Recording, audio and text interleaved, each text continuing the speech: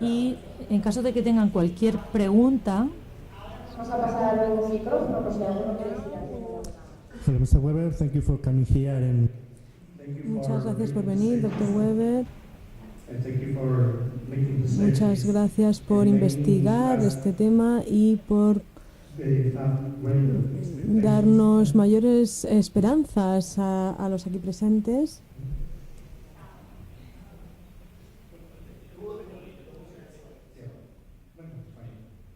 Mi pregunta es, ¿cuál es su previsión sobre las mejoras y en qué plazo podremos tenerlas? Sé que es muy difícil hablar sobre este tema, porque van averiguando cosas según dan paso a paso. Mi pregunta es, ¿podremos tener alguna mejora en 3 años, 10 años, 20 años? Imagino que será mucho antes, ¿no? Pero por si nos podía decir algo al respecto. Gracias.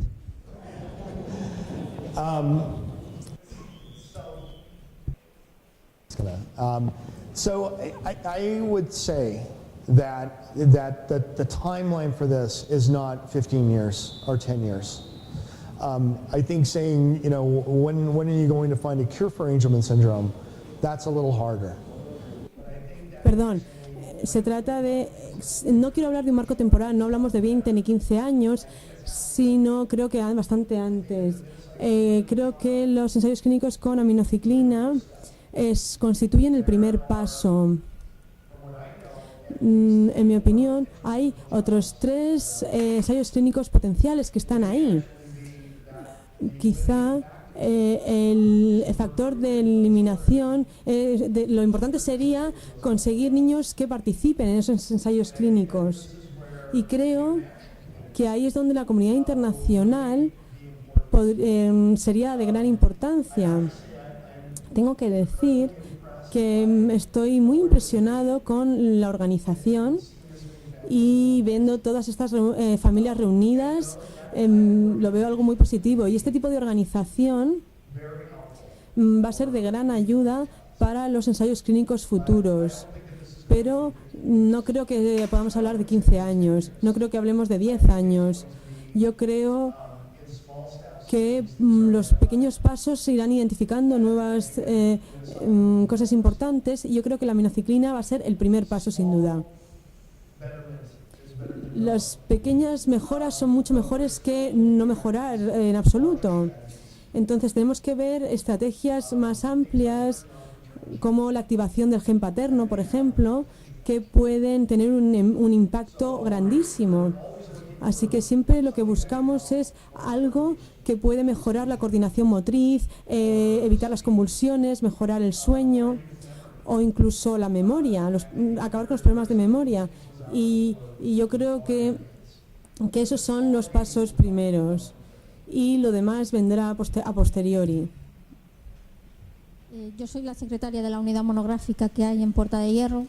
Creo que se han puesto en contacto con ustedes varias veces. No sé si hay alguna cosa de comunicación que no les llega toda la información, no lo sé. Ayer tuvimos una jornada en el hospital. Bueno, creo que se lo comunicaron por si le hubiera apetecido asistir. Van a hacer un ensayo clínico en enero, ya está todo prácticamente preparado. No sé si usted sabe, le están llegando esas noticias de correos que mandan los médicos de la unidad a usted. No sé si quería que me dijera un poquito si le está llegando la información, porque ellos estarían encantados de tener más relación con usted. No, I wasn't aware of a meeting. No sabía que hubiera habido ayer unas jornadas, lo siento de veras. Lo siento si me lo perdí, de verdad que me hubiera gustado asistir. Sí, me han contactado muchos médicos y muchos profesionales. ¿Se trata de la aminociclina, concretamente? Sí, me han contactado para analizar una serie de datos.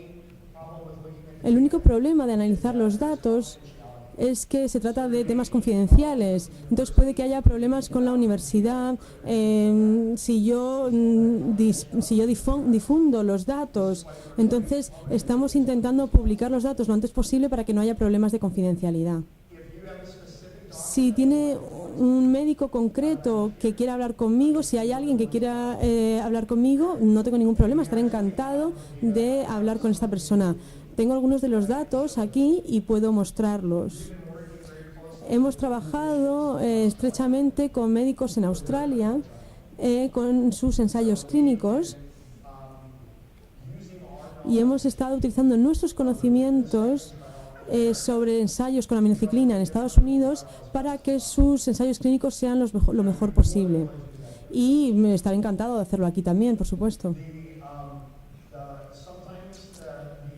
En algunas ocasiones las universidades bloquean emails de países extranjeros y quizá haya sido eso. Por ese motivo no he recibido los correos electrónicos, pero si hay aquí alguien que quiera reunirse conmigo esta tarde, por ejemplo, estaré encantado de atender a las personas interesadas. Yo sé que usted pidió a una persona de contacto que le dijeran el nombre de una persona en concreto de la unidad y vamos, nosotros se lo dimos porque se eligió a una persona para que estuviera en contacto con usted. Pero por eso yo no sabemos esa falta de comunicación si es porque, claro, sospechábamos que es que algo pasaba, que no le llegaba a usted la información. Pero bueno, también quería comentarle, por si no lo sabía, que va a empezar un ensayo en enero con 33 niños, va a durar 6 meses y bueno, pues que supiera que lo van a hacer aquí ya en España en enero, en Madrid. It's fantastic. Es maravilloso. Este es el momento de ponerse en contacto conmigo y hablar cara a cara con alguien sería maravilloso. Hola. Hello. So once again, Una vez más, muchísimas gracias por su presencia y por la información tan interesante que nos ha mostrado. Como puede entender, nosotros como familiares nos sentimos completamente desesperados de queremos empezar lo antes posible con el tratamiento de aminociclina. He leído diversas presentaciones, sobre distintas conferencias de las mejoras que se producen en los niños, pero nuestra preocupación es ¿cuándo podemos empezar? ¿Cuándo va a publicar su investigación de forma oficial, de tal forma que nuestros médicos puedan dar este tratamiento a nuestros hijos? Esta es mi preocupación, mi inquietud. Y yo hablo como padre de un niño afectado de 14 años y yo creo que hablo en nombre del resto de las familias. Así que, por favor, ¿cuándo cree, honestamente, sinceramente, cuándo cree que tendremos toda la información para que nuestros médicos puedan tratar de esta manera? Lo que he hecho ha sido hablar con otros especialistas que se han puesto en contacto directamente conmigo y estamos intentando publicar los datos lo antes posible. Espero que se pueda publicar próximamente. Lo que queremos es elegir una publicación, digamos un periódico, una revista especializada que se encargue de la publicación para que esta información específica se difunda lo antes posible. La pregunta de ¿cuándo podrán tratar a los niños? Esta es una pregunta difícil. No puedo decir esta fecha concreta. Hay una serie de datos limitados sobre la aminociclina.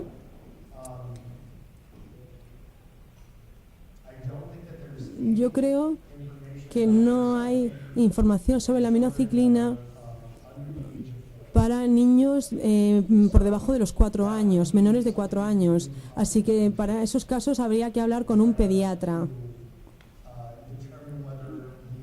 Hay que determinar si los efectos podrían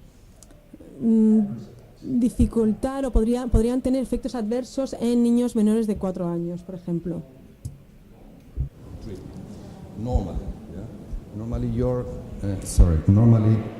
Normalmente, según tengo entendido, son tratamientos de 8 semanas. Así que los efectos adversos no deberían ser un problema real en los niños. Por eso nosotros creemos que la aminociclina no es un fármaco de difícil administración, que se puede administrar fácilmente a los niños. Eso es lo que creemos, que se debería tratar lo antes posible para ver cuáles son las mejoras, cómo mejoran nuestros hijos.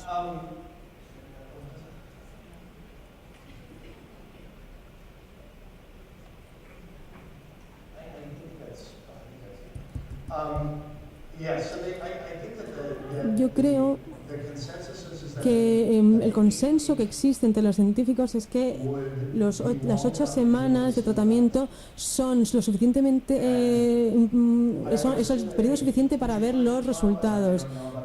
No sé los ensayos clínicos que se van a realizar próximamente, pero supongo que la aplicación seguramente será más prolongada. Pero yo creo que en general se tiene que administrar, tiene que ser un ensayo clínico con un placebo controlado. Yo creo que ha habido mejoras en muchas áreas distintas, en la comunicación, en la reducción, digamos que se han minorizado los comportamientos negativos, podríamos decir. Es difícil decir si va a ser eficaz en pacientes de mayor edad. Creo que eso es algo que todavía hay que estudiar. No estoy segura de cuál es el límite de edad. No sé a qué edad se va a hacer los ensayos clínicos aquí. ¿30? Los niños, digamos que en la edad de 4 años es el límite que tenemos para nuestros ensayos clínicos. Y eso ha sido los niños más pequeños que hemos podido tratar.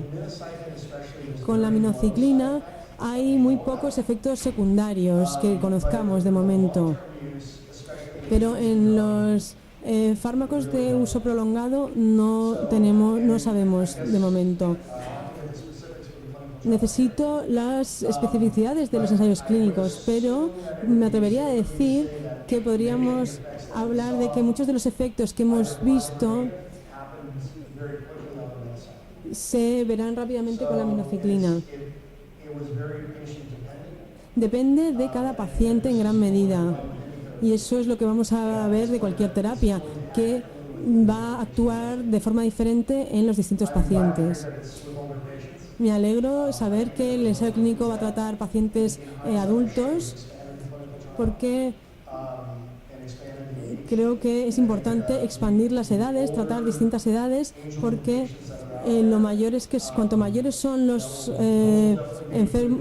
pacientes de síndrome de Angelman, pues podemos hacernos una idea mejor de cómo va a funcionar el tratamiento. Pero en cuanto a los efectos adversos, esos se van a publicar también, los datos se van a publicar, y no hay nada que se pueda superar con una dosis menor, ni nada que sea demasiado grave. Uno de los motivos por los que nos gustaba tanto la aminociclina fue por el nivel tan bajo de efectos adversos registrado. Espero haber respondido a la pregunta. Yo quería preguntarle ¿por qué estudió el síndrome de Angelman? ¿Por qué se dedica tanto su mujer como usted a estudiar el síndrome de Angelman? ¿Qué le motivó para estudiarlo y no otro síndrome?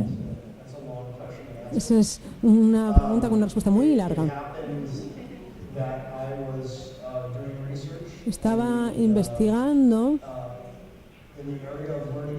en el ámbito de los problemas de aprendizaje y memoria, y me crucé con el síndrome de Angelman, y enseguida me atrajo la investigación.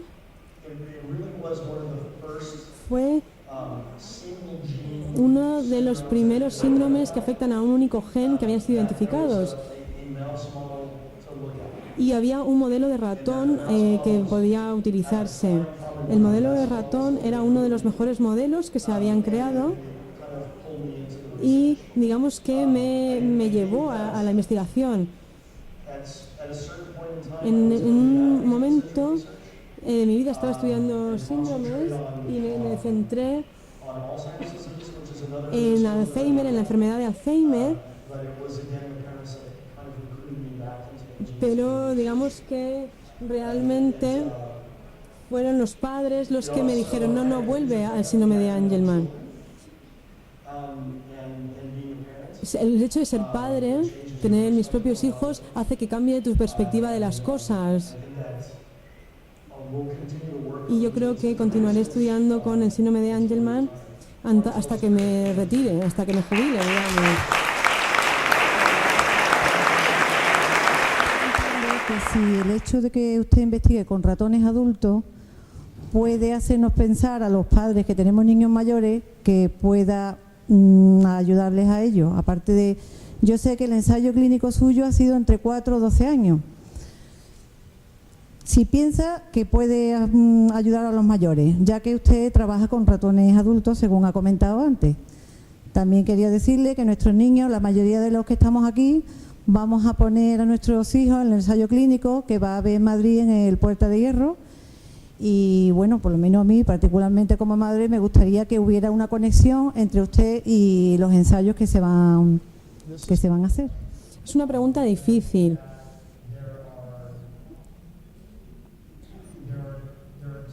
Yo creo que hay dos, digamos, escuelas de pensamiento. Hay dos escuelas de pensamiento. Algunos creen que hay un tratamiento disponible o hay terminología disponible, tratamiento disponible solo para niños muy jóvenes, y hay otros que creen que hay un tratamiento disponible solo para jóvenes, otros que se puede aplicar para la aplicación para niños pequeños también podría ser útil para adultos con síndrome de Angelman. La razón por la que tenemos un ratón adulto es porque queremos hacernos una idea de cómo van a funcionar las terapias con personas adultas. Por eso no trabajamos con ratones pequeños, sino con ratones adultos que han tenido el síndrome de Angelman durante muchos años.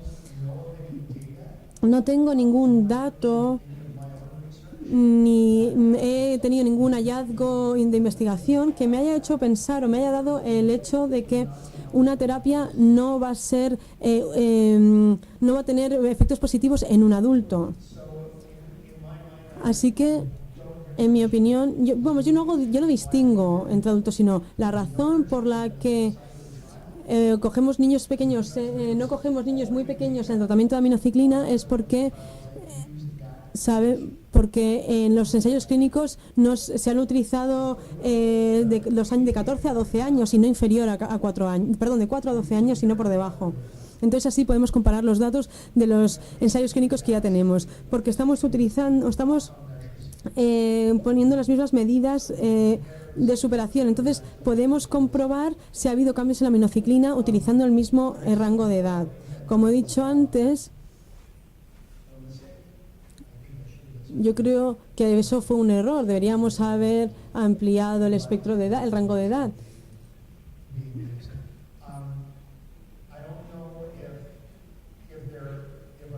No sé si habrá más gente que crea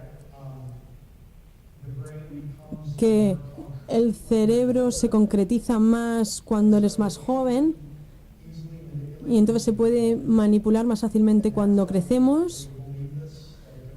Y por eso se pensaba que era un tratamiento solo para pacientes jóvenes, pero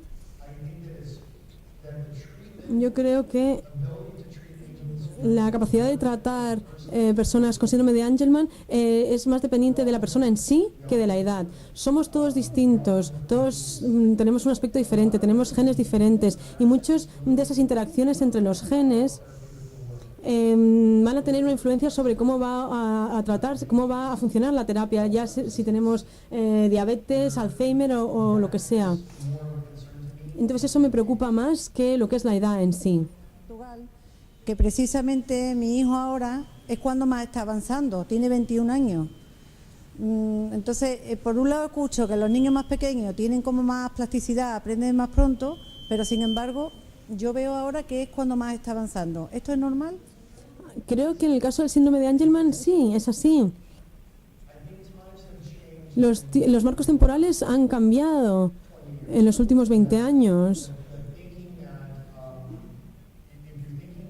Y si pensamos que el aprendizaje acaba a los 10-12 años, sí que no vamos a seguir aprendiendo, y ese no es el caso. Seguimos aprendiendo con nuestros ángeles, y no hay motivo por el que deberíamos pensar que el aprendizaje se para a una edad concreta. En un estudio que se publicó hace unos años se mostraba que los pacientes del síndrome de Angelman de 5 años de edad, digamos que ese estudio que era un poco conducía al error, porque decía que los primeros años eran difíciles de demostrar. Todo el mundo puede decir que los niños pueden aprender según la estimulación que reciban. Yo no creo eso para nada. Yo creo que es otra idea importante es pensar que las terapias son siempre positivas. Quisiera saber si se ha trabajado con grupos control y si estos controles han sido los propios pacientes o un grupo diferente. Usted ha comentado que en principio no habían utilizado placebo. Entonces, para poder saber si ese grupo realmente se ha beneficiado por la aminociclina o simplemente porque ha habido una variación en esa, si ha sido 6 semanas, ¿cómo lo han hecho? ¿El mismo paciente lo han revisado en esas 8 semanas de la aminociclina y después han continuado mirando al paciente en otras 8 semanas para ver la evolución, si realmente era por la aminociclina o simplemente por el paso del tiempo? Porque hay muchas variaciones sin tomar ningún tipo de medicamento y se notan cambios. Entonces, ¿cómo se ha hecho con el mismo paciente el estudio, con otros grupos de similares características? O sea, a mí se me queda esa duda con el estudio. Como todavía no lo sabemos. Sí, gracias. Buena pregunta. Vamos a remontarnos a cuando se identificó el síndrome. Uno de los principales problemas, digamos, para seguir adelante era que nadie sabía cuáles iban a ser los resultados. La aminociclina no se iba a utilizar para las convulsiones, por ejemplo, o para la mejora del habla o del comportamiento. Así que cuando pensamos en todas las distintas posibilidades, pensamos que solo podíamos identificar cambios específicos que podían analizarse posteriormente y ver qué podía hacer la aminociclina. La evaluación de los cambios y de los beneficios que vemos, la evaluación la realizaban los padres y los especialistas. Los especialistas les daban una puntuación sobre los distintos resultados, la capacidad de seguir instrucciones, de hablar, de comunicarse, ese tipo de cosas. Antes de tomar el fármaco, 8 semanas después de tomar el fármaco y 8 semanas después de dejar el fármaco. Los padres también evaluaban con unos diarios, digamos, en los que apuntaban los patrones de sueño, de comportamiento, si seguían una estructura concreta,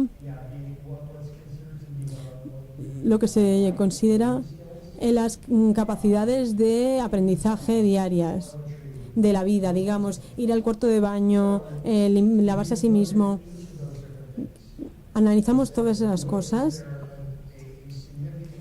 y vimos e intentamos ver cuáles eran los efectos en todos los pacientes. 24 pacientes es un número muy pequeño, porque el problema que vimos fue que cuando empiezas a tener en cuenta la edad, el sexo, las dosis, la temporada, digamos la estación, el número de pacientes va reduciéndose y reduciéndose y no se puede comparar uno o dos pacientes con uno o dos pacientes posteriormente. Entonces espero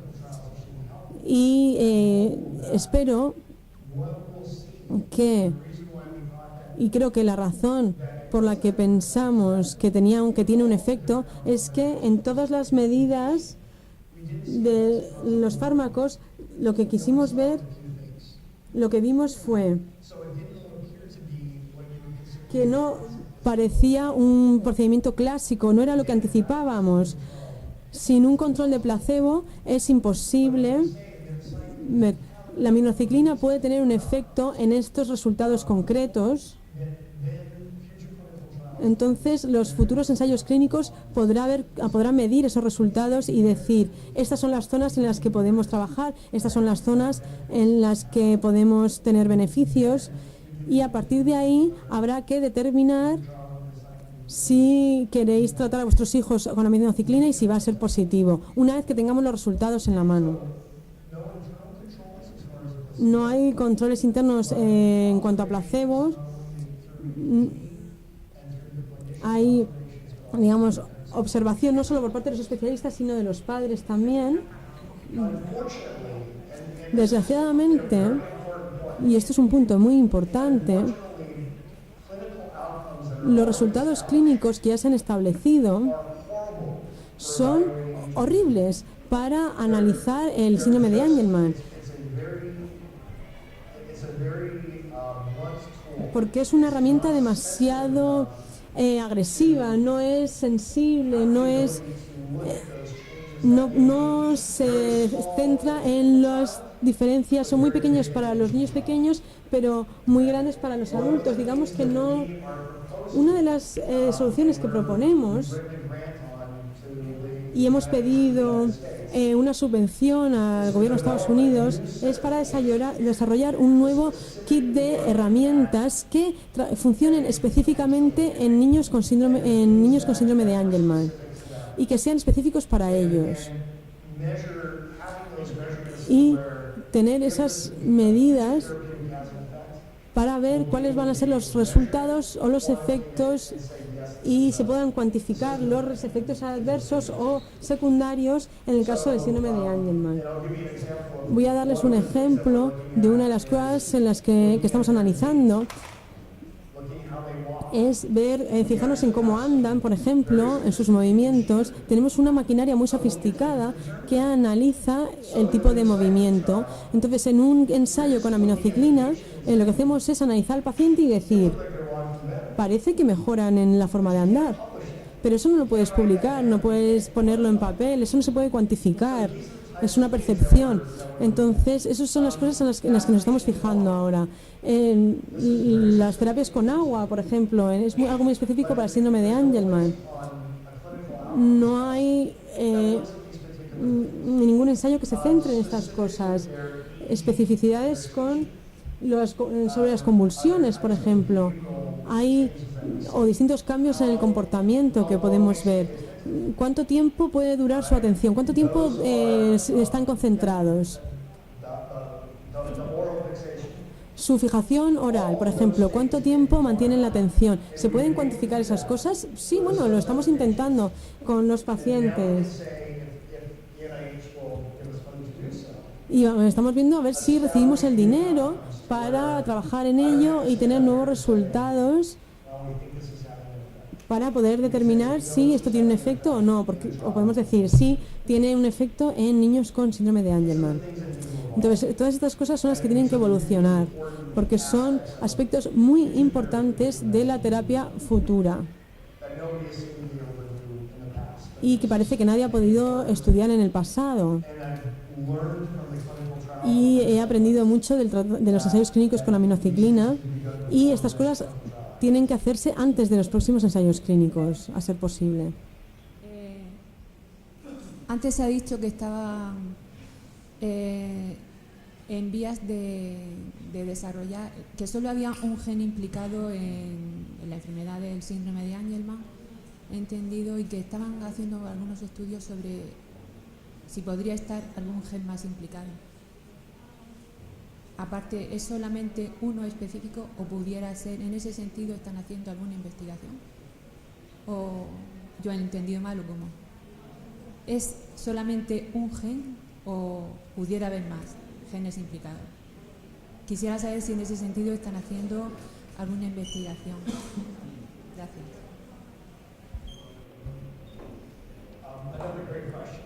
Otra gran pregunta. Sí, es un poco contradictorio que yo diga eso.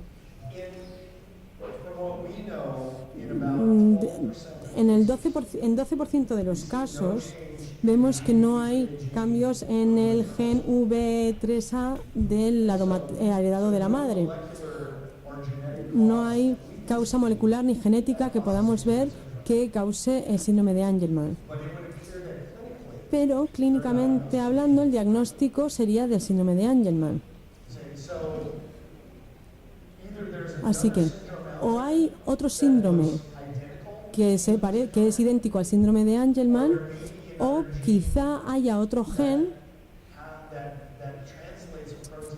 que traslada una proteína de la proteína V3A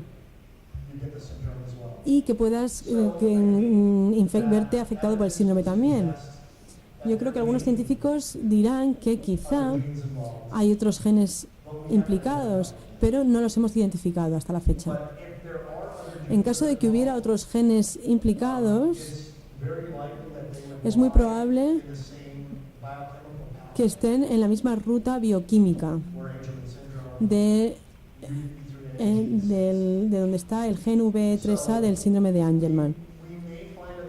Puede que encontremos otros genes, puede que veamos otras alteraciones del ADN que pueden afectar el gen V3A, que está alejado del gen, pero quizá veamos que hay otro gen implicado. Esa es una pregunta para usted. Quizás un poco la respuesta a tu pregunta la puedo dar yo durante mi charla, que voy a intentar describir cómo V3A regula otras proteínas. Entonces puede ser el gen que codifica esas proteínas que están reguladas por V3A las que cause un síntoma parecido, bueno, aparte de la otra opción que ha dicho Edwin de cómo se regula V3A en sí mismo desde más arriba en el pathway, pero bueno, igual luego tengo una respuesta.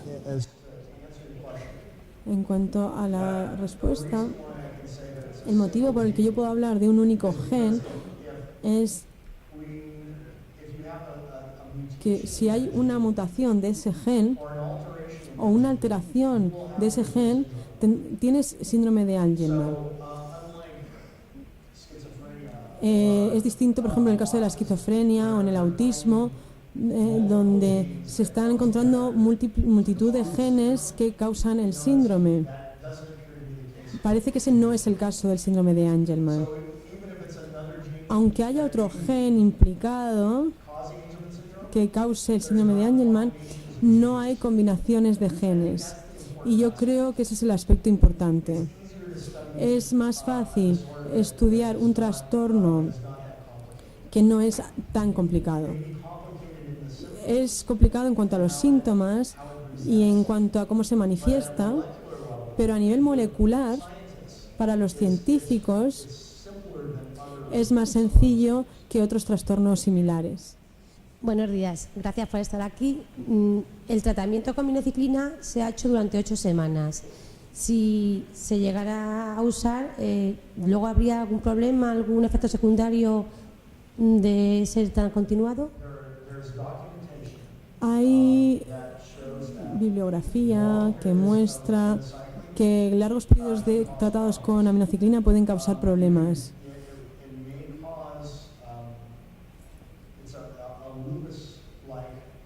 Es como una especie de bucle, puede crearse un problema a nivel digestivo, del aparato digestivo. A largo plazo puede afectar también a los dientes.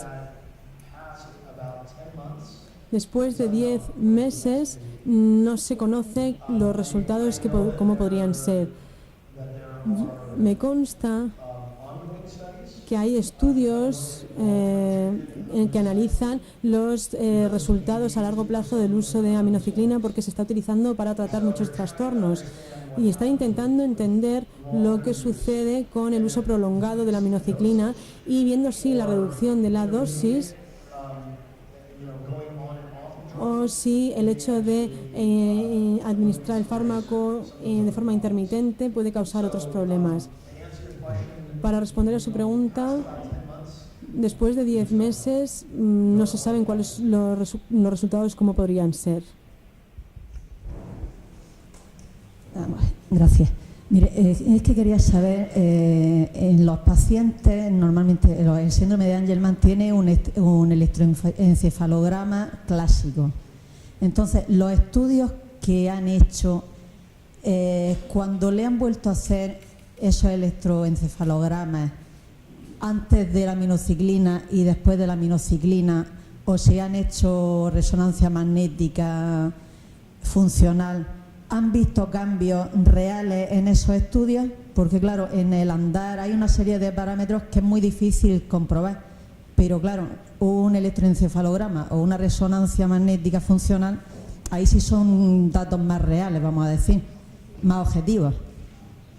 Entonces no sé esa valoración, ese tipo de estudios, si lo han, vamos, me imagino que se lo han realizado, ¿cómo están? Gracias. Hemos analizado los encefalogramas, los electroencefalogramas, y puedo hablar en términos generales de la comunicación y el comportamiento, pero cuando hablo de electroencefalografía, bueno, ¿sabéis a qué me refiero? Hasta que no se publique en los datos no puedo decir mucho más sobre esto. Creo que es importante que cualquier ensayo clínico futuro debería centrarse en este tipo de cosas. Y yo creo que comprender lo que la electroencefalografía significa, por qué se muestra de la forma que se muestra y por qué se asocia con lo que pensamos que es como un retraso en el cerebro, es muy importante para entender cómo los cambios en el electroencefalograma pueden ayudar o pueden afectar a alguna terapia en concreto. La doctora Anderson cree que el fenotipo de convulsiones no tiene, digamos, no hay una propensión, no hay una predisposición a las convulsiones, y eso es lo que estamos sometiendo a ensayo clínico. Las terapias futuras que analizan las convulsiones y los síntomas de las convulsiones podrán responder a estas preguntas y podremos tener más información sobre la electroencefalografía en relación con la aminociclina. Yo supongo que los ensayos clínicos utilizarán electroencefalogramas. ¿Sí? ¿Sí? ¿Los utilizáis en los próximos ensayos clínicos? Sí, así que nos centraremos en ello también. Hola, buenos días. Lo primero también dar las gracias por estar aquí y por informarnos de todo lo que nos ha contado, que me parece muy interesante. Yo he empezado este camino hace muy poco y no sé si es una tontería lo que le voy a preguntar, pero quería saber si existe en algún sitio alguna línea de investigación que vaya relacionada con las células madre.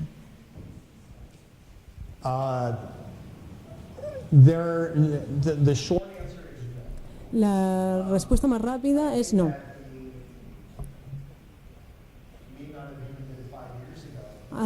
No sé si llegará a hace 5 años, pensamos que el síndrome de Angelman estaba muy localizado en el cerebro, que solo hay algunas partes del cerebro que están implicadas. Pero en un par de publicaciones que he presentado en los últimos años, he revisado los cerebros de los modelos de ratones y me he dado cuenta que la proteína del V3A está ausente en todas partes. En enfermedades como el Parkinson, donde hay un subconjunto de células muy pequeñas que pueden ser útiles, no se pueden sustituir todas las células con células madre. En otras enfermedades más globales no se contemplan las células madre como tratamiento. Buenos días. Quisiera saber por qué mi hijo tiene 18 años. Lo veo más afectado que otros niños, siendo el mismo gen, y no sé, yo creo que él, a lo mejor hay niños que tienen mucha comunicación, mucha comunicación dentro de entienden más. Mi hijo no, lo veo más afectado que otros. ¿Eso por qué es? Siendo el mismo gen. It's likely the Quizá el motivo sea el mismo que por el que hay algunos fármacos que funcionan mejor en algunos niños que otros, depende de la genética. Las diferencias en todos nosotros cambian el grado en el que nos afecta un trastorno o una enfermedad. Por ejemplo, con el Alzheimer, un gen concreto puede hacer que tengas Alzheimer cuando eres a una edad muy joven. Y Alzheimer se desarrolla muy rápido. Y por ejemplo, en el caso del síndrome de Angelman, se responde a los componentes genéticos, lo que determinan un poco cómo afecta. Las convulsiones, por ejemplo, como parte del síndrome de Angelman, son un resultado de la causa de la deleción, pero dependerá del componente genético de su hijo lo que establecerá, digamos, el grado de afectación. He visto algunos niños que andan muy bien, otros tienen muchísimas dificultades para caminar y tienen la misma mutación o deleción. Entonces, todos somos diferentes y eso, digamos, que va a controlar la gravedad.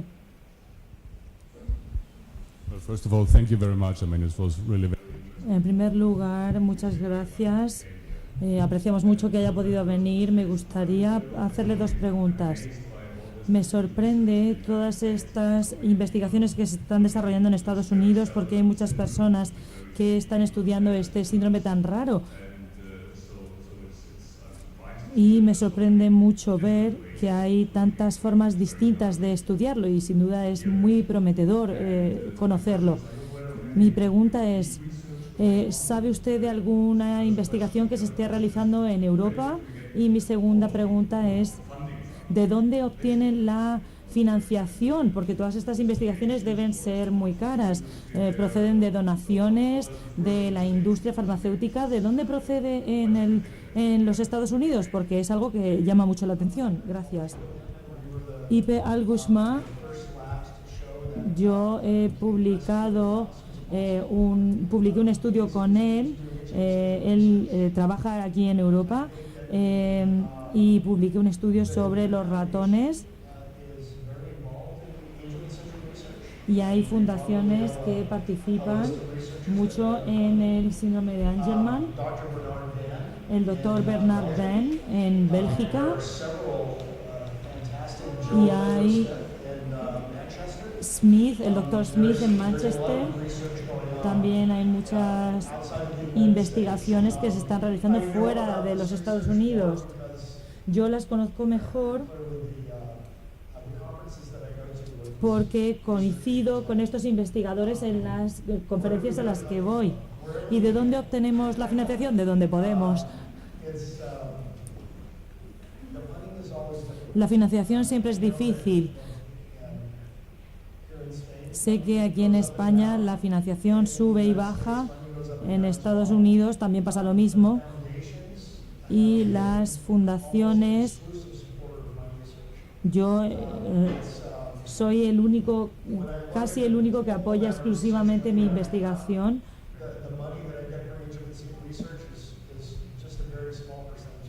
El dinero que recibo para la investigación del síndrome de Angelman es muy pequeño de las fundaciones, así que lo que hago es también investigar en otras áreas, otros campos.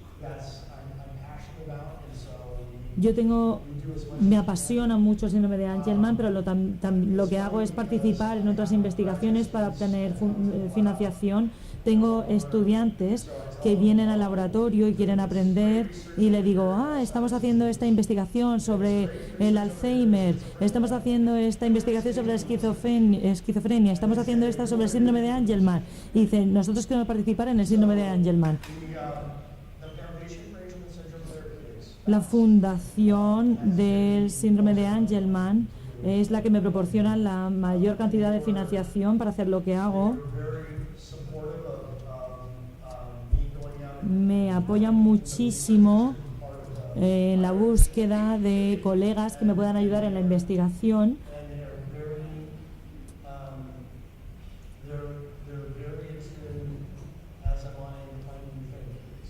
Y están muy implicados en el hallazgo de nuevas terapias.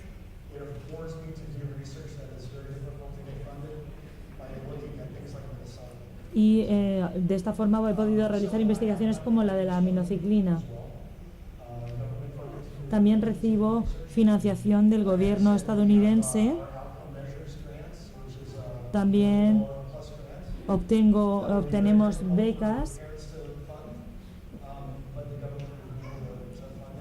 becas que ofrece el gobierno, y es una iniciativa, y una de las razones por las que yo solicité esta beca del gobierno es para ver cómo se puede realizar mediciones para distintas enfermedades como el autismo, como la X frágil y también para el síndrome de Angelman.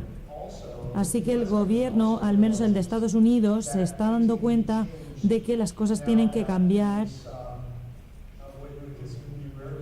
ahora que estas enfermedades que se han considerado siempre como raras son enfermedades en las que se está avanzando mucho en la investigación, y obtenemos financiación porque se está viendo que la identificación de estas enfermedades raras y cómo se pueden tratar se puede traducir a otras enfermedades que resultan más complejas. Y esto atrae a muchos investigadores en Estados Unidos. Claro, porque este síndrome solo afecta a un único gen, no a muchos. No sé si podemos decir que tenemos la suerte de que solo afecta a un solo gen. Buenos días. Ante todo, muchas gracias por el compromiso que tiene con el síndrome de nuestros hijos. Yo le quería comentar, yo en mi caso tengo 2 hijas con síndrome de Angelman por mutación de diferentes edades.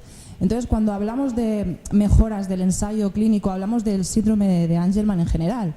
Y mi pregunta es, ¿mejoran, por ejemplo, en delección más que en mutación o en otro tipo? Por ahí va.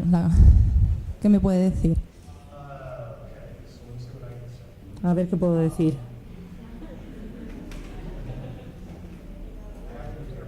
Tengo que llevar cuidado.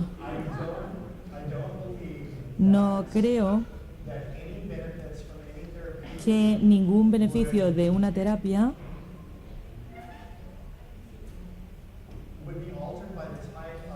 pudiera verse alterado por los cambios moleculares que podamos ver, excepto en el fenotipo del síntoma de las convulsiones, porque una gran deleción también produce la deleción del gen que provoca las convulsiones.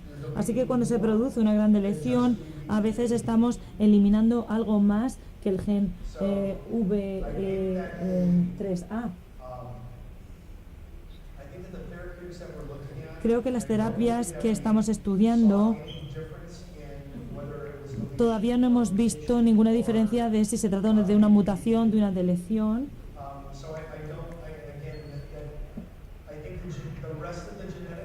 Así que para mí la genética es más importante que el hecho de cambios moleculares que pueden causar el síndrome en cuanto a la eficacia de nuestras terapias. No sé si he contestado a la pregunta. Hola, buenos días.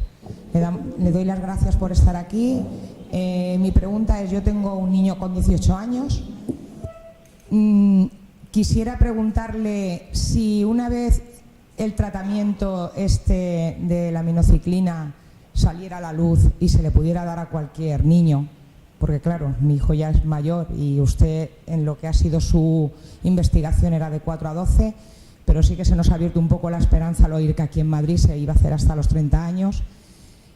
Si esa medicación a largo periodo de tiempo de estar dándoselo tuviera contraindicaciones, ¿qué pasaría? Esa es mi duda, porque claro... No sé si he entendido lo que quiere saber. ¿Puede concretar más la pregunta, por favor? Que si saliera la medicación...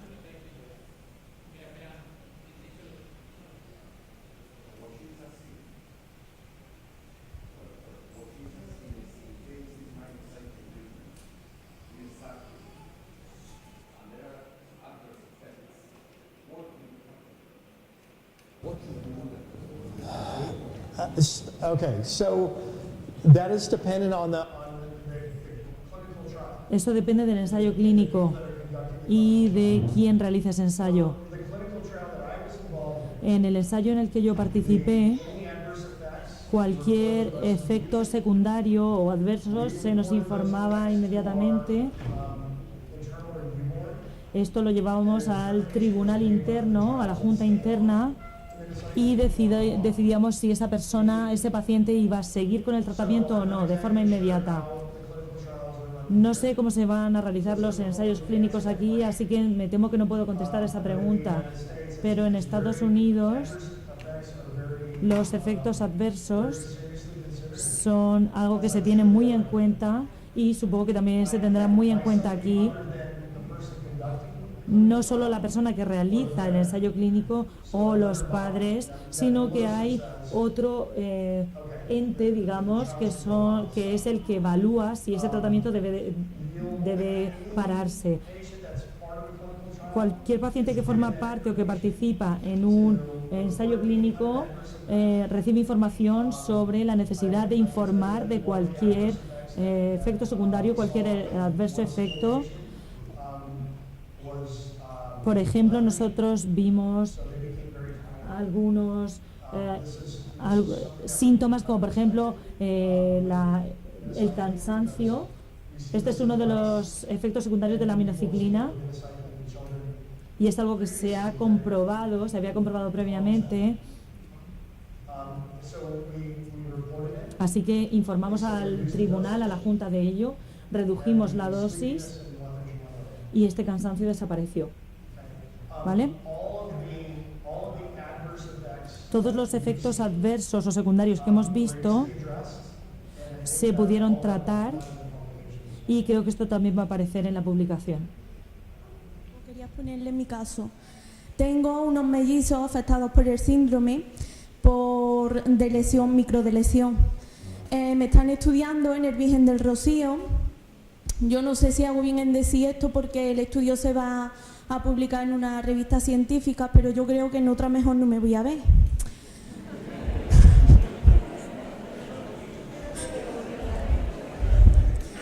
El caso es que, bueno, me dijeron que el caso de los niños era único en el mundo y me han estudiado a mí por ese motivo.